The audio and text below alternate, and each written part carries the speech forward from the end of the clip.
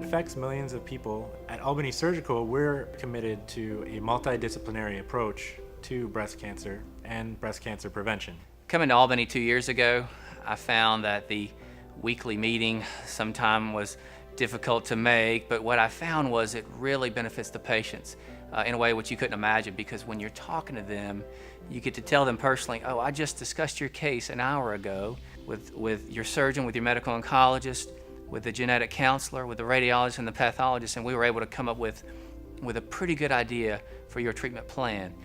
So it's a way where we get to hash out a lot of the details up front. We get to iron out any inconsistencies with the workup or imaging or pathology, and it's a way to take that right to the patient and give them some confidence that we've discussed their case in advance, and that truly this multidisciplinary approach within multiple physicians are coming up with the best plan for them. As we know, breast cancer is one of the leading cause of death in the United States. 1 in 8 women who is after age of 60 have a potential of getting breast cancer. It's extremely important to understand the commonness of the cancer in our community. The approach we all need to understand and take care would be to have a multidisciplinary approach of treating a patient. And what it means by that is that the entire team needs to be involved in decision making to provide the best care to a patient in our community.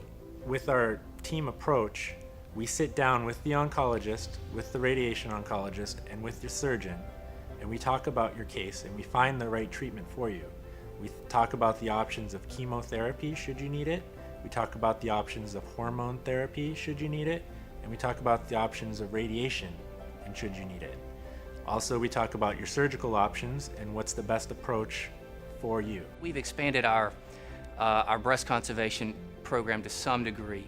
Mastectomies, while still routinely done and still sometimes needed, are not as needed as much as maybe that we thought they were before. We have a new special device here in Albany, Georgia, where we can treat women who've had breast conservation or a lumpectomy. We can treat them in a course of a given week with a special catheter. So that's something new that we brought to the community. We're basically utilizing technology that we've already had, and now we're bringing all the doctors on board, and we're starting to see some interest amongst our surgeons.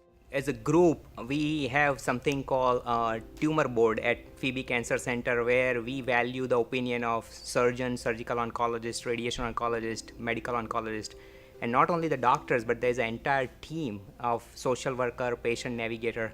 All of them get together and we make a comprehensive treatment plan for the patient, respecting the patient's wishes and following the national guidelines. For me, early detection is the key. We acknowledge that there's some controversies nationally about when to start screening, but I'm never more disappointed when I see a young lady come in with a breast cancer that could have otherwise been snuffed out on screening. Awareness amongst the community. We have patients come in with neglected breast cancers through the emergency room. These are patients without access to care or primary care physicians. So for me, the biggest thing is early detection and general awareness amongst our population. My mother had breast cancer twice. She was first diagnosed when I was a senior in high school. She had a lumpectomy and we thought everything was good. 3 years later, she was diagnosed in the same breast with another tumor. With early detection and her great team of doctors, she's been disease-free now for over 10 years and doing great.